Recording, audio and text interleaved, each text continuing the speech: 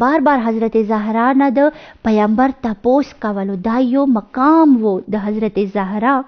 څه پلار دغې نه تپوس کولو آیا تا دپاره دا یو رشتې والا کوم پیغام راغلی دی، آیا ته په دې باندې راضي یې که راضي نه یې. یعنی اگرچه څه حضرت زهرا یوه ښځه وه خو پلار هغې سره مشاورت کولو. څه وجه وه څه حضرت پیغمبر صلی الله علیه و آله وسلم د کوم حضرت زهرا کوم یو خواستګار راغلی، کوم یوه رشته یې راغللی، نو هغې سره د مشاورت کولو د وجه دا وه څه مخکې زندگی حضرت زهرا خپله مدیریت کونې وه، خپله هغې خپله زندگی چلونې وه.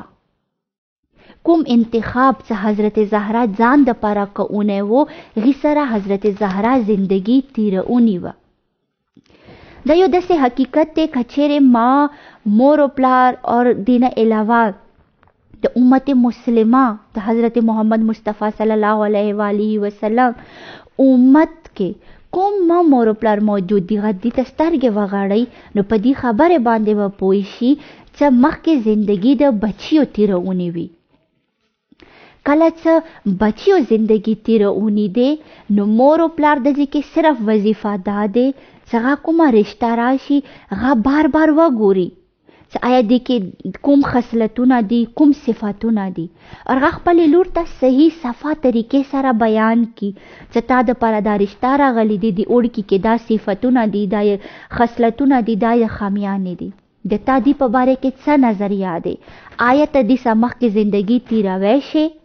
آیا ته دې سره زندگی نشي تیروی. دا یو مقام و چې پیغمبر نه حضرت زهرا ته میلاو شو، یو شان و حضرت زهرا ته میلاو شو چې کله هغې رشته راغله نو پیغمبر په حضرت زهرا سره مشاورت کولو.